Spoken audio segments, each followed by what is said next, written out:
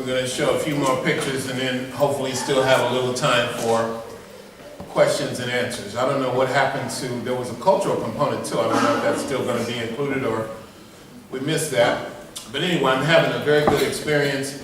Now what we're going to do is we're going to finish up with the section on the African presence in Europe and a section on the African presence in the Americas. We started in Africa, and then we went to Asia, Australia, the Pacific. We're going to look at Europe briefly and the Americas. But before that, I found a few more pictures, and believe me, I have a lot of photographs.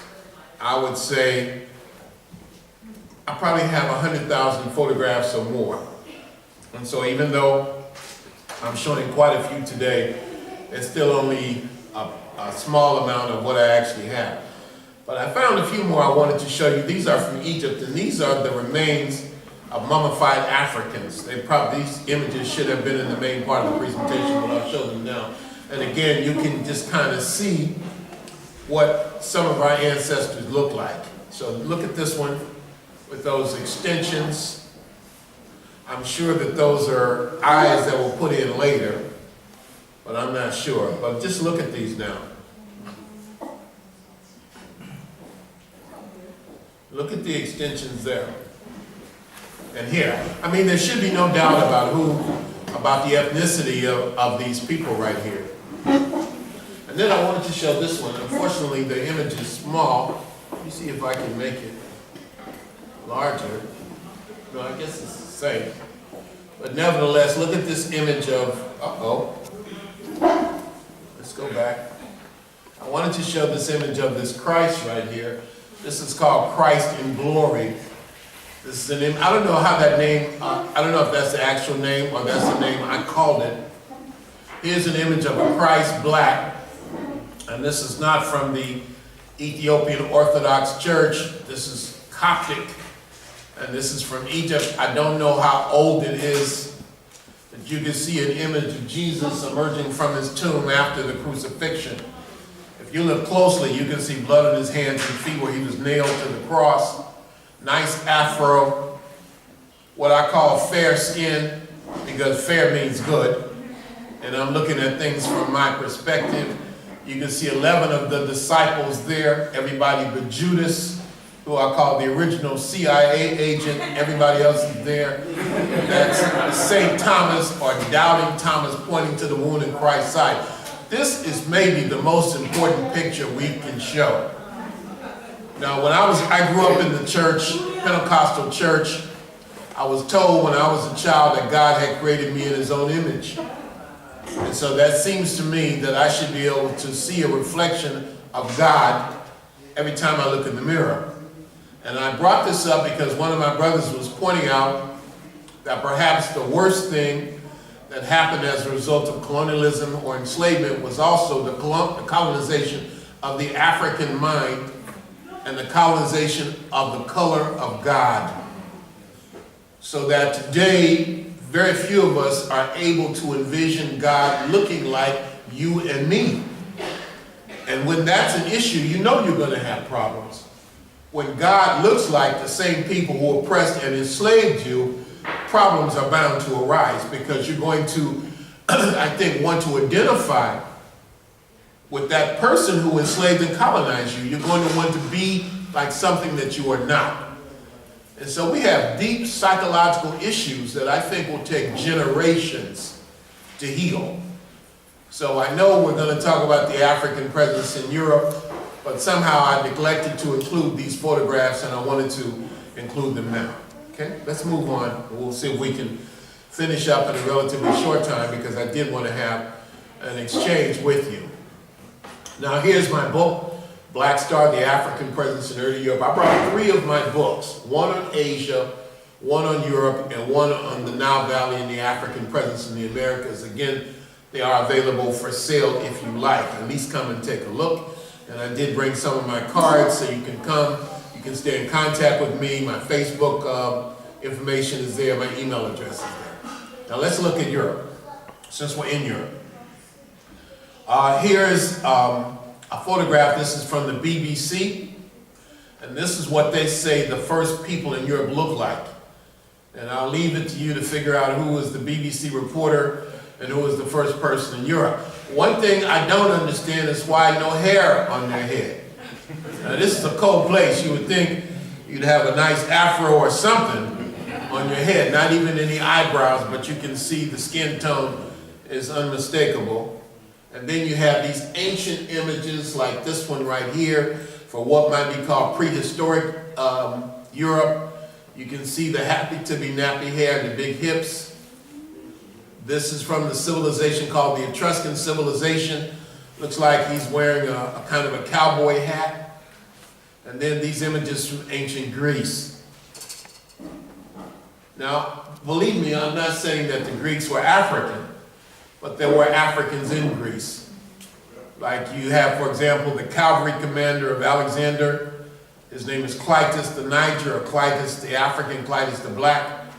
You have people in Greek mythology, like the sorceress Circe and Medea.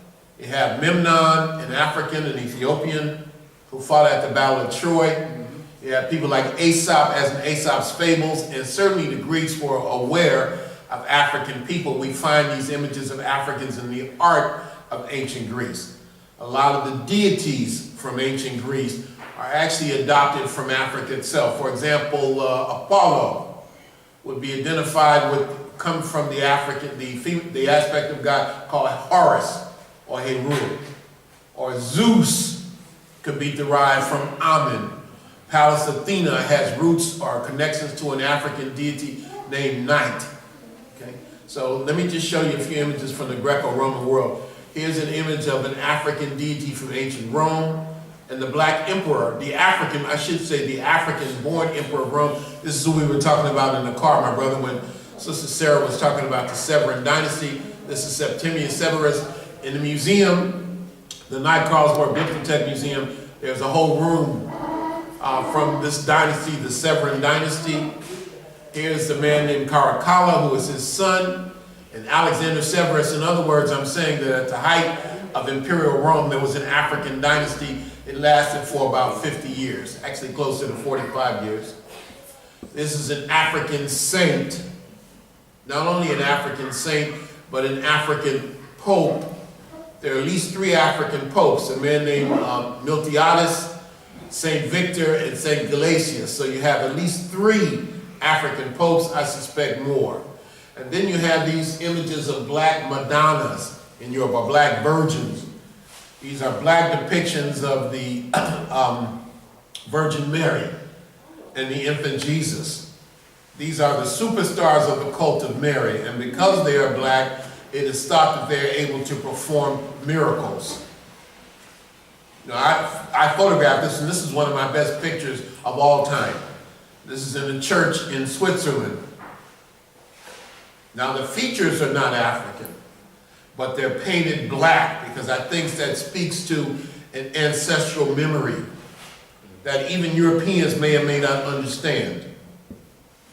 Okay. And look how muscular little Jesus is. Looks like he's really been working out there. I need to do that. This one is from Luxembourg, and this is La Marinetta. There are hundreds of these scattered around Europe. I don't suppose there's any of them here. Maybe this is a Protestant country, right? Yeah, but it has to be in some of the old monasteries then. Perhaps so. Yeah. This is La Marinetta, the little black lady in a place called Montserrat, north of Barcelona. And we have some brothers from Barcelona here. And then you can see the kind of people who go there. Hundreds of years they've been worshipped and adored and knelt before. It is thought because they are black, they're able to perform miracles. Popes, kings, queens, others, see, they know the deal. Here are 2 the most recent popes bowing down before the black Madonna. This one is the one from Poland. And then you have black kings. In the European Renaissance, it was common to portray the youngest of the 3 kings who came to pay homage to the Christ child in the manger in Bethlehem as an Ethiopian. Ethiopia has so much a role to play in world history. Ethiopia is one of the oldest Christian nations in the world. and it has a long history. I was in Ethiopia this time last year, and I also went into south of Ethiopia, into the Omo Valley, as well as the north. Now, this is one of the three wise kings who came to be honored to the Christ child in the manger in Bethlehem. He's the youngest of the three kings, and he's the one farthest away from the Christ child, for whatever reasons. This guy right here, I think I'd be afraid of him if I ran into him on the street. There's a close-up, one more, and I have hundreds of these. So these are all from the European Renaissance. This is on the cover of my book on Europe. All these are the same image. The African king. This is before the full onslaught of the transatlantic slave trade, when Africans were reduced in status. Look at this brother. Now this is a sharp-looking brother right here. Look at that blue feather, and he's got the gloves to match, and the hat cocked to the side. There's something about African people that's just special. Oh no, we're special. But we need to know we're special. Hold your heads up and be proud of who you are. Don't deny your African heritage. I know the world wants you to forget where you come from and wants to absorb you, make you forget that you're an African. I'm proud to be African. And I'm an African born in America through the process of enslavement. I envy you. You all are born in the motherland itself. At least a lot of you are. We're all from Africa. Yes. No, we can agree with that. Yes. Now this is a fortress in Gibraltar, built by an African named Tariq, and so thus Gibraltar, or the island or mountain of Tariq. He was a Moor, and he led these people, you can see here, into Spain in 711. By this time, Europe had fallen into what we call the Dark Ages. This is after the fall of the Roman Empire. So these black people from Northwest Africa, called Moors or Berbers, some of the Berbers were black, go into Spain in 711 and reintroduce civilization into Western Europe. And you can see these Moors here with a white servant. They're playing chess. And the dominant piece of chess is an interesting game. I think it's an African game by origin. And the reason for that is because the queen is the most powerful piece. Now the king is obviously the most powerful, but the king is old and slow. He don't get around too well anymore. The queen is the one with the power. When I play chess, if I lose my queen, I just like a child, knock all the pieces over. So let's start again. Because what good is a king without a queen? And speaking of which, I must say that there's some beautiful sisters here today. Beautiful women. You all are fine. I'm telling you, you can put that on the table and tell them I said that. And by the way, I'm a single man, just in case anybody's interested. I thought I would tell you. You never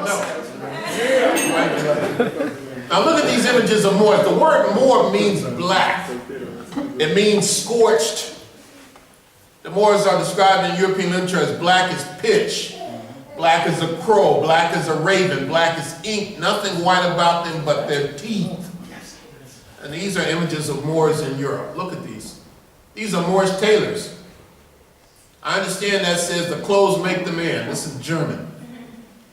These are all images of Moors scattered throughout Europe. This is in Bavaria. I took this picture. This is a solid gold head of a Moor.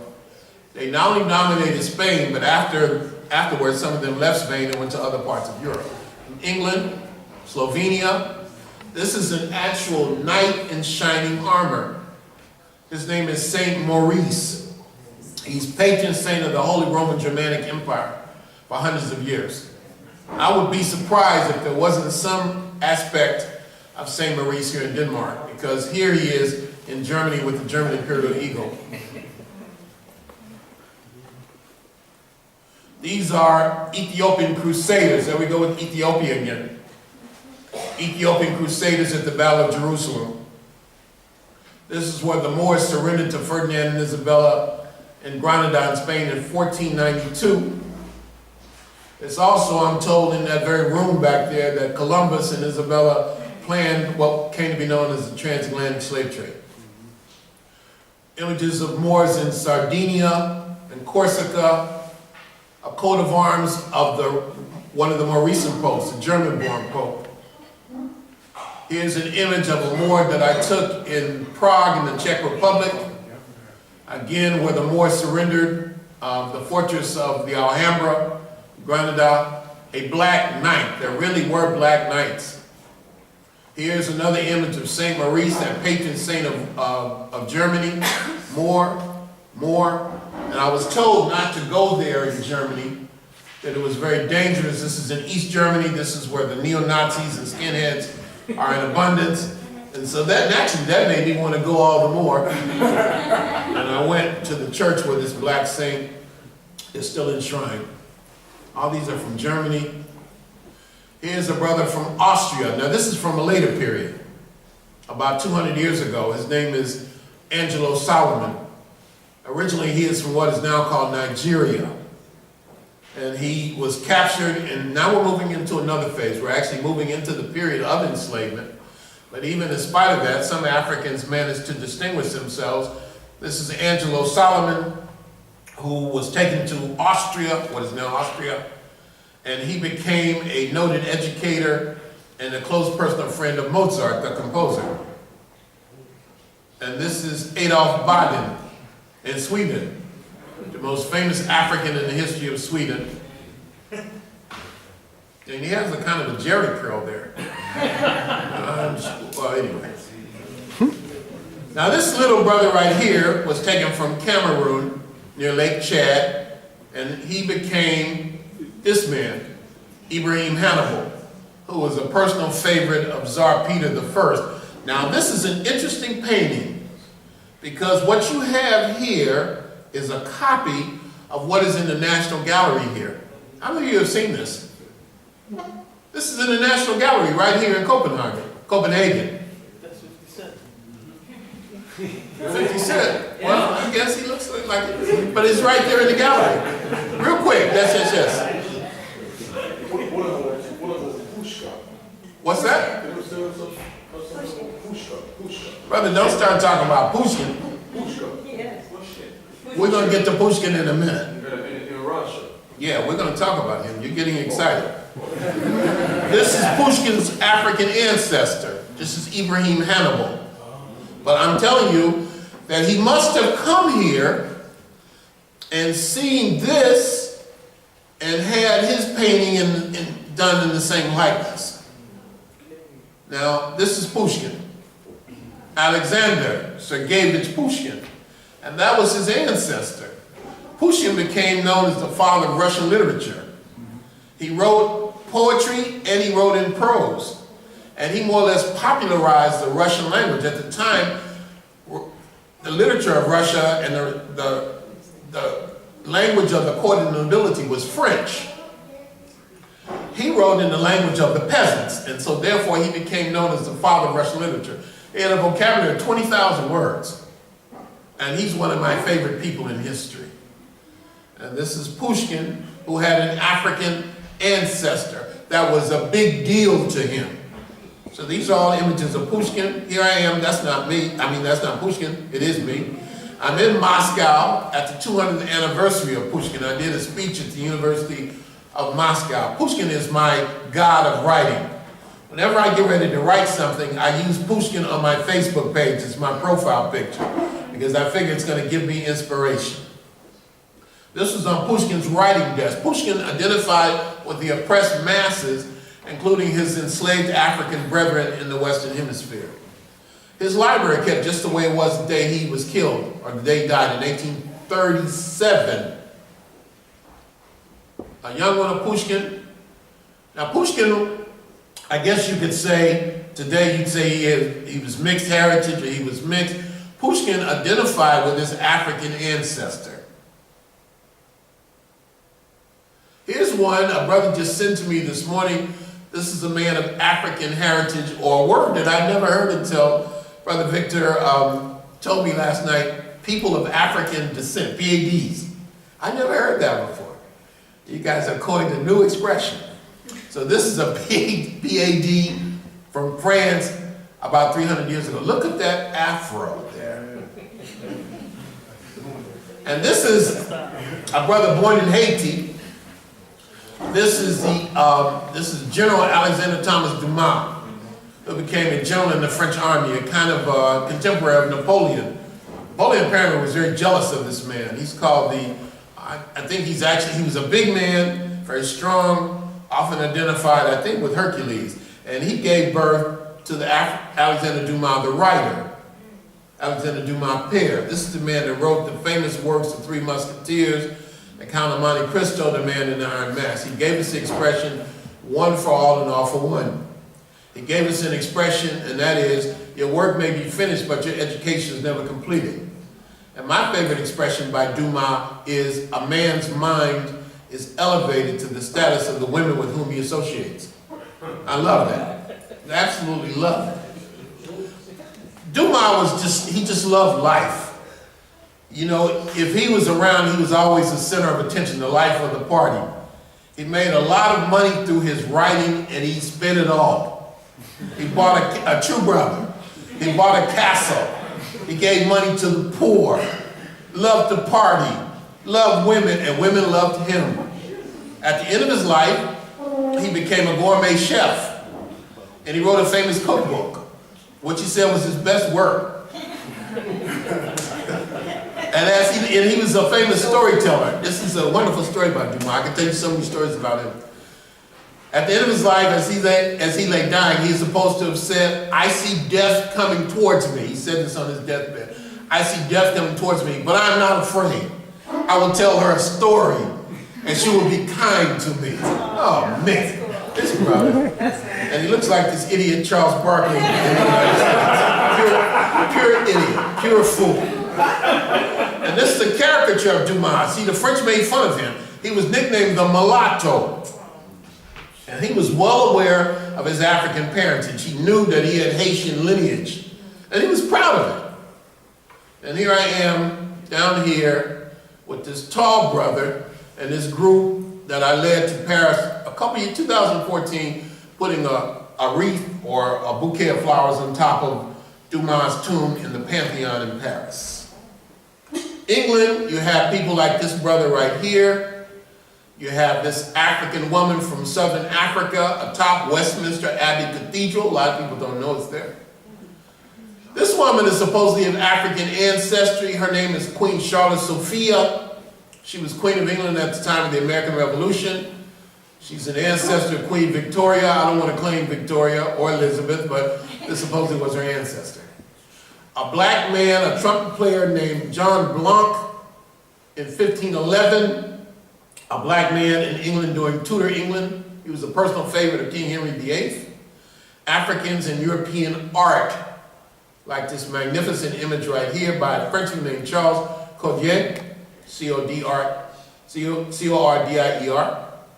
I've been traveling to France since for 15 years, and I still can't speak French. I know how to order a beer, and that's about it. Look at these images. Now, there's a picture of her going around on Facebook, and people are claiming that this is Shakespeare's mother. And I don't believe that's true at all. Sometimes we get carried away with this here. This is from the School of Art called Orientalism. Look at this. Magnificent painting. This is done by a Dutchman. I haven't heard a word from you all day, but you like that, huh? The ladies like that. You'll be quiet. Look at these. Magnificent. Finally, let's do the Americas. Believe me, I could go on and on, but we have limited time, so I'm going to do this quickly. This is a depiction of Lucia. Lucia is what scientists say the first person in the Americas looked like thousands and thousands of years ago. And this is a reconstruction of a skull from Brazil. And another reconstruction right here. This is my great teacher, one of my great teachers, Dr. Ivan Van Sertima. This is from the civilization in ancient Mexico called the Olmec civilization. Our photographer is from Mexico. Very, very nice lady. Hopefully she's going to take some good pictures of me. Let's move on. I think I'm drinking too much wine now. Let's start this is an Olmec head. The Olmec are important because, that's all right? The Olmec are important because they represent the first civilization of the Americas. Right. Now look at these massive heads. Look at this. This is in a museum in Barcelona, a museum in Brussels. But the big thing are these heads.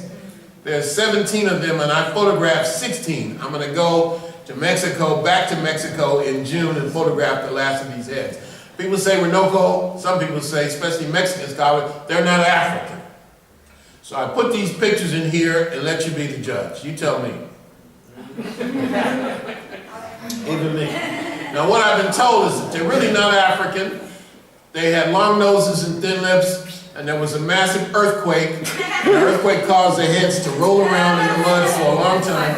And when they stopped rolling, they looked like black people. Thousands of times. We were going to use this on the cover of a book. There I am in front of it. And apparently this one rolled so long it got braids in the back of his head. See, that's where earthquake was. Oh, look at these images, all from Oman. It's no mistake. Look, he was in an earthquake too. Now here's a comparison. You can see this Olmec head and Shaquille O'Neal.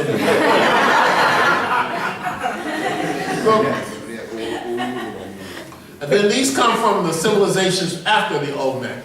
A black-skinned warrior, and another one here from the Maya. This one is from Canada. Here I am in front of it. It's now in the Louvre in Paris. I'm fascinated by museums, utterly fascinated by the artifacts in these museums. I think that in a past lifetime, I was a museum artifact. Now these images of Black Christ, I wanted to put this in here. This one is from Panama, Miraculous Black Christ.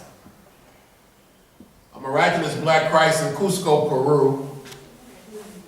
A miraculous Black Christ in Guatemala. Now what do they know? The people carrying this in the procession. Religion is a very sensitive thing. I guess next to race, religion is the most sensitive thing. You're bound to start an argument if you start talking about it.